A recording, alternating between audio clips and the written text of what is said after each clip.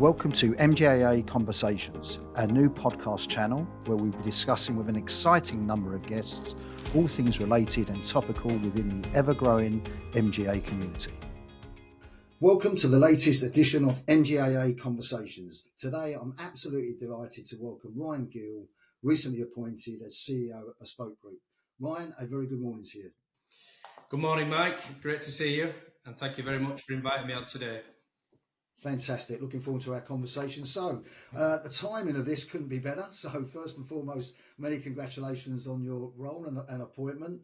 I think what would be great to kick off, Ryan, certainly for our sort of listeners, is that perhaps you can sort of share a little bit about the recent sales to sort of NFP, right? Okay, so that was obviously sort of trailed in the press. So, again, congratulations on that. Your appointment and how you see the business going forward under your stewardship.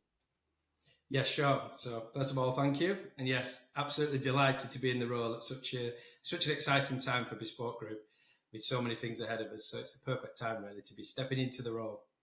The acquisition by NFP is fantastic for us. I think it's a huge step forward. And as you know, you've been watching Bspoke grow over the past couple of years. I think it was critical for us that we found the correct buyer for the business to take us to the next stage. And I think when we first started talking with NFP, we were really impressed. And as those discussions evolved over time, we just became more and more kind of pleased with how they acted, their culture, their fit, the way the people operate, the way they think about business, the markets, growth. So it was really just a match made in heaven, which made us decide to opt to pair with them, and delighted that they were keen to pursue and agree a deal to acquire the business. And, they obviously, financially very strong, sort of gives you sort of no doubt some more firepower. So, how do you see sort of over the next sort of 12 months, obviously with them sort of behind you? Yeah, great question. I think that definitely is the case. There's lots of resource, there's lots of capability in the wider NFP group. I think a key point to make here though is that we will remain independent but connected. That's the strapline that we use to describe the acquisition. They are very keen, as we are, that Bspoke continues to pursue its own strategy. We've got a very nice place in the market, we believe, and we're at the early stages of that journey. There's a lot more to go for Bspoke, so it's win-win really from my perspective coming into the role. We get to pursue the strategy that we've built, the organic nature of the business evolving, yet we can tap into that resource, that capability when we need to suit the business. Yeah, sounds a great partnership. So good luck with that. Just turning slightly to the market optics currently. So market rating environment is obviously softening. I'm not sure whether we as a sector know how shallow or deep the softening will be. I think everyone's hoping it will be a shallow softening as opposed to a deep softening. What would looking at Bspoke and looking at that sort of the MGA sort of community generally, what would you see are the key things for MGAs to sort of navigate this sort of challenging conditions at the moment? Yeah, very relevant. Great question. So I think we are clearly monitoring this. I think the key things for an MGA like Bspoke and others in the market is that we remain relevant. It's speed, service, and solution focus. They're three key things that I keep driving home to our teams. We've got to be there. We've got to be offering something different than other people out there. And I think that's supported again by strong and deep partnerships with our relationships so that we can ride out those storms, and a real focus on quality of product and service. We've really got to be different there and doing something better. I think it helps to have a breadth of product like we have. That can help to flatten the cycle across the piece. And again, transparent and open relationships with capacity partners. Any MGA is reliant on its capacity. I think we pride ourselves on those deep relationships that will stand the test of time. And fundamentally, that means maintaining our discipline as well through these cycles, sticking to the core focus. We will not chase prices down. We stick to that, stick to the specialisms and trust our underwriters, which we've spent a lot of time cultivated, recruited to join Bspoke to make us leaders in what we do. And all across this is driving home the theme of Bspoke's strategy is focused on niche and specialty areas and sustainable underwriting. Yeah, I think your point around diversification is really important. I think certainly Bespoke have got, an advantage in that, because obviously if you've got a broad, diverse product range, then obviously the rating environment will be different within those individual products. Some will be Absolutely. more slightly insulated than others, and as opposed to having one particular one particular sort of product where you're having to ride through a very difficult cycle. So I certainly agree with the diversification point. Yeah, and that is absolutely the case. That's by design as well, how we built the business to be diversified by product, by distribution, and by capacity as well, with our different partners and appetites, which stand us in good stead. Yeah, that's good. That's good. Now, again, turning, because we can't have a conversation without mentioning our sort of colleagues and friends at the regulator. So there's been quite a lot of narrative, and I've been involved in that around, should MGAs be regulated or supervised separately? Because you'd be aware, where we all fall into the intermediary sort of bucket at this present time. I'd just be really interested, and sure our listeners would, your own view as CEO. Do you see the case for MGAs to be separately supervised, or are you quite comfortable in terms of where we are at the moment? Yeah, again, it's a really interesting, very relevant Yeah, topic at the moment. As you can imagine, we're looking at that within the business and in the external environment. I think, yeah, the debate definitely has some merits, but I think it's fair to say it's complex. So, and I've seen lots of interesting pieces in the press recently. I know you've been party to a lot of that, Mike, and some really great yeah, content with the opposing views there. So, not wanting to sit on the fence as such, but I think that it probably requires further exploration and debate. I think that the real key thing there is that a sensible and proportionate solution is the yeah, outcome, really. I think that knee jerking is not the answer. And I think listening to the MGA sector and voices like the MGA and yourself with all of your network and contacts, I think that's really important that the platform is set to listen to people to make sure that a balanced and considered approach is put in place if indeed there is change needed. Um, I mean, generally speaking, from my perspective, I think we do see that there tends to be more accountability for MGAs than distributors, but standard regulation can be open to interpretation again and potentially causes confusion in terms of how different parties interpret that. And so I do think in that respect it could do with more clarity in looking at, but definitely don't have the answer for you today, I'm afraid. But no, yeah, and again, I think it's a very good answer. I think for my sentiment is, and I'm in continual dialogue with the regulator on this, is that I think the thing I would land with you and our listeners is that the regulator has been very clear that if there are sort of rules which MGAs feel do not apply to them yeah, currently, only apply to brokers, then the regulator has quite openly said to me, highlight those to us, and we will take a look at them on behalf of the MGA sector. And if we feel that it's right to give MGA's dispensation against those rules, and they will do it. And I think that's a great starting point, actually. But I agree entirely. I think it is a complex area once you sort of start trying to move in from a separate supervision. And I would never rule it out. And if it gains real momentum, it's something we'll continue to have that dialogue with the regulator. But I say, I think we do have that sort of open door at the moment that we can highlight specific regulations which shouldn't apply to MJs, and get the regulator to formally sort of advise us on that. So I think, as you say, well, I think a debate to continue. So I've got a debate to continue on that one from there. Just pivoting back to, we talked briefly about product range. And obviously your diversification, no doubt, you've got other areas you're not currently operating in, which you're keen to sort of build out. Can we expect to see new product development from Bespoke over the next sort of 6 to 12 months? yeah, I would say so. Yes, I mean, first of all, Yeah, just to say we focus on the niche and specialist product areas, so that will remain a core competence.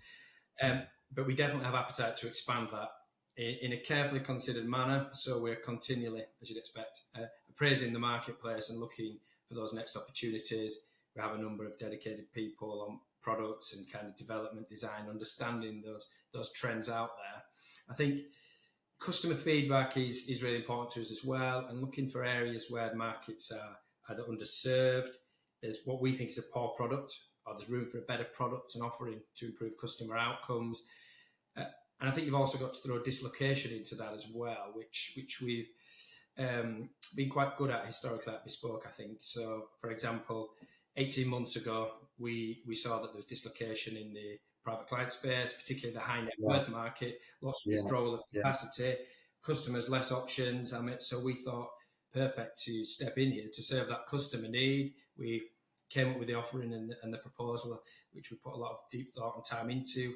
We recruited some real experts in there in terms of Ed Ewington and Stuart Bromley to lead that team.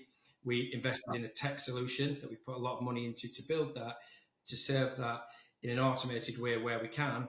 And then around that, we've brought in leading experts from an underwriting perspective who can tailor for that higher end. So that's going really well so far. And I think it's a good example to use. It's not the only one we have, but that would indicate if we see other segments in a similar situation, then we will be delighted to step in, but only when we're confident that we have the right people, processes and infrastructure to deliver.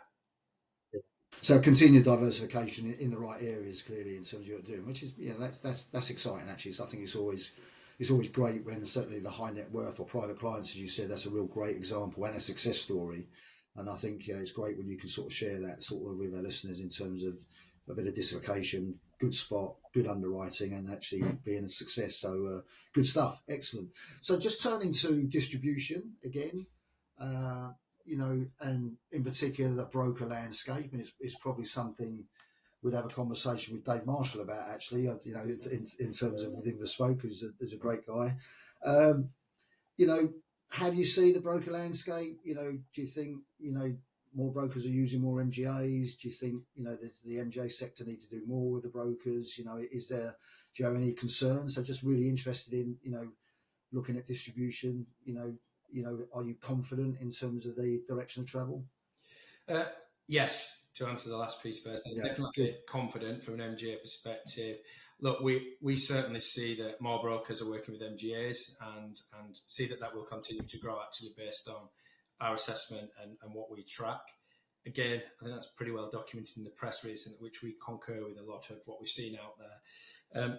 I think the key piece is that MGAs are providing a much needed role out there for customers, and in particular in the non-standard, niche and specialist areas.